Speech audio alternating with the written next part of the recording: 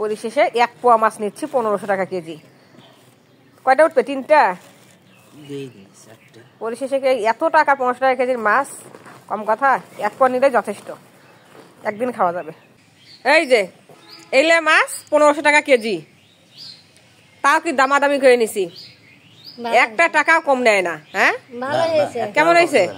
ভালো হয়েছে না মাছগুলা? খাইতে কিন্তু হেভি টেস্ট। তাহলে 4টা মাছ নিছে মাত্র কত নিল? ওই তো সাড়ে 350 টাকার মতো। ওই লোকটা আসলো, দেখছো? এগুলা মাছ কিন্তু খাইতেও মজা। আমার সুবর্ণা না থাকলে তো আমি মরে যাবো, দৌড়ে আসি সুবর্ণার বাসায় মাছ বানানোর জন্য। আমি বলছি কি অবস্থায় আছো, এই জন্য একটা দা বটি সব ধরে আইছি। গুছি মাছ বানানো অনেক কষ্ট, ধারি ধারি গুলো কাটা থাকে তো অনেক কষ্ট, তাই না? এই দেখো আস্তে আস্তে করে কাটো, হাতগুলো যেন না কাটে, দেখছো? হ্যালো আমার বন্ধুরা, আজকে আমি নতুন একটা রেসিপি নিয়ে আবার এসেছি। এই যে গুছি মাছ, এটা একদম টাটকা গুছি। এই গুছি মাছ কিভাবে রান্না করতে হয় আপনাদের সঙ্গে এটাই শেয়ার করব আজকে। আর হচ্ছে আর একটা রেসিপি শেয়ার করবো, সেটা হচ্ছে ডিমের তেলানি, ওটা কিভাবে করতে হয়। তো যাই হোক, এটা এই যে সকাল সকাল বাজার থেকে মানে এই গুছি মাছটা নিয়ে আসা হলো। দেখুন কি টাটকা গুছি মাছ, এটাই আপনাদের সাথে রান্না শেয়ার করবো। যে প্রথমে দেখুন আমি কড়াই দিয়েছি গ্যাসেতে, এখন এই যে লঙ্কা দিয়ে দিলাম, আর এই সরিষার তেল, খাঁটি সরিষার তেল,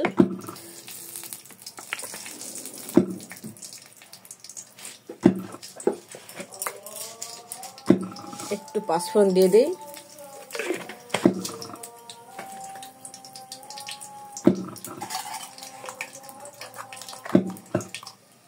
এখানে একটা মশলা পেস্ট করে রেখেছি, জিরা আছে, রসুন আছে, আদা আছে, কাঁচা মরিচ আছে,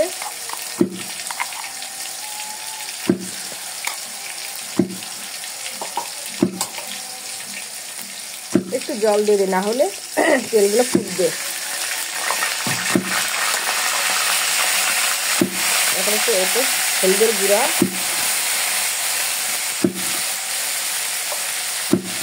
একটু লঙ্কার গুঁড়ো,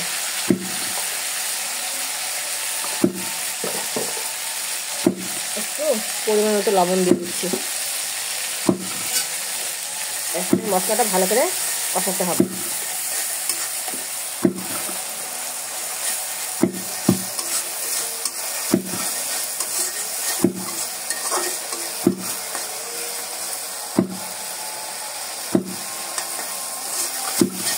এই পেস্টটা কিন্তু আমি ব্লেন্ডারে করেছি, পাটাতে করিনি।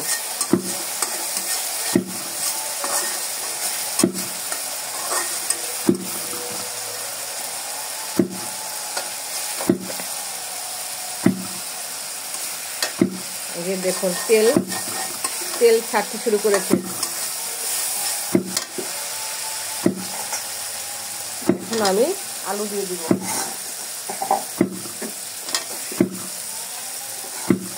আলুটা চাক চাক করে কেটেছি, এই আলুটা দিয়ে দিব।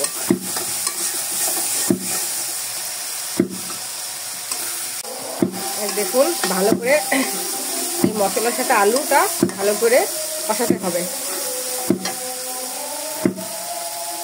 একটু পরিমাণ একটু জল দিয়ে দিই,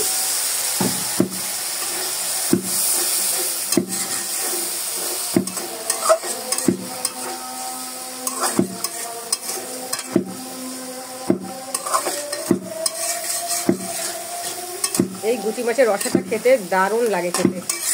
এরকম করে বাড়িতে একদিন ট্রাই করে দেখবেন। আর টাটকা মাছ তো, টাটকা মাছের টেস্টই আলাদা। দেখুন আমার রংটা কত দারুণ হয়েছে।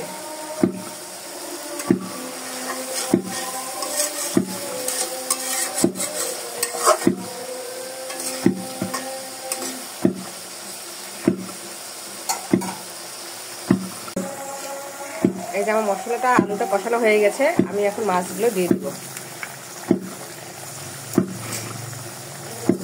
মাছগুলো কিন্তু আমি কাটা দিলাম, এগুলো কিন্তু মাছগুলো আমি ভাজিনি, ভাজলে একটু টেস্টটা কমে যাবে।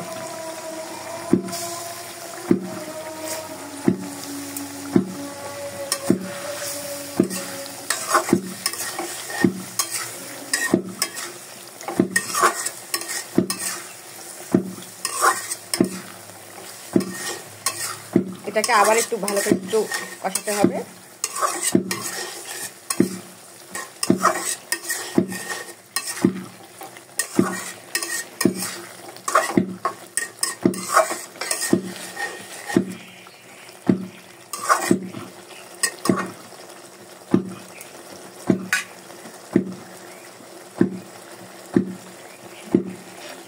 একটু আমরা ঢেকে দিয়ে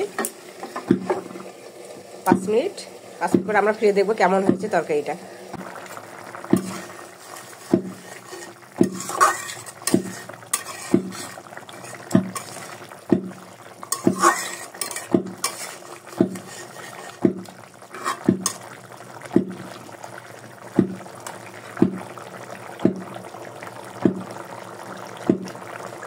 একবার দেখে নেই আমাদের রান্নাটা কত দূর। এই তো প্রায় হয়ে আসছে। গুচি মাছের রসা বা ভুনা নতুন আলু দিয়ে তো ভালোই লাগবে।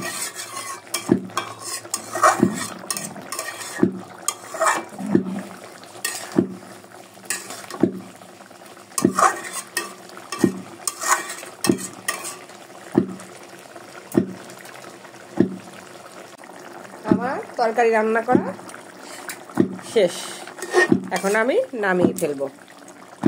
আর একটা রান্না শেয়ার করবো, সেটা হচ্ছে ডিম তেলানি। আমার মেয়ে এই গুচি মাছটা খায় না, তো ওর জন্যই আমি একটা ডিম দিয়ে ডিম তেলানি করবো। এর জিরা, রসুন, আদা, কাঁচামরিচ পেস্ট করা আছে। এটা একটু বেশি করে দিব এই মশলাটা।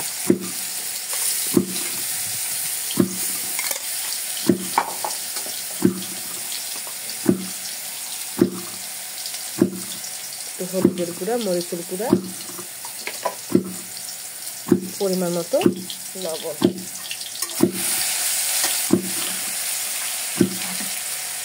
একটু জল দিই, না হলে মশলাটা পুড়ে যাবে।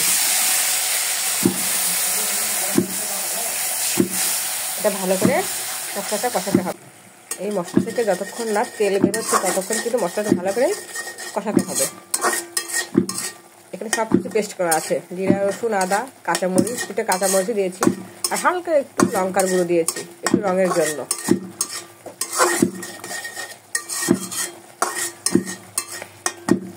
এই দেখুন ধীরে ধীরে তেল বেরোতে শুরু করেছে। এই দেখুন আমার মশলা থেকে তেল বেড়ে গেছে, আমি এখন জল দিব।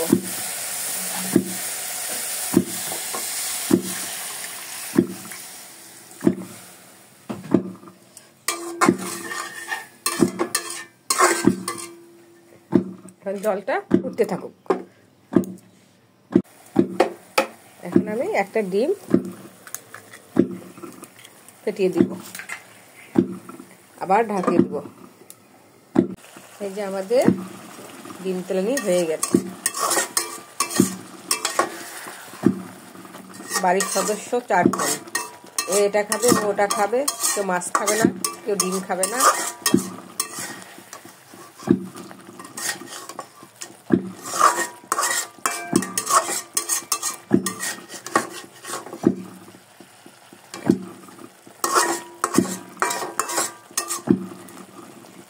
এই তো আমাদের গরম গরম ডিমের তেলানি রেডি।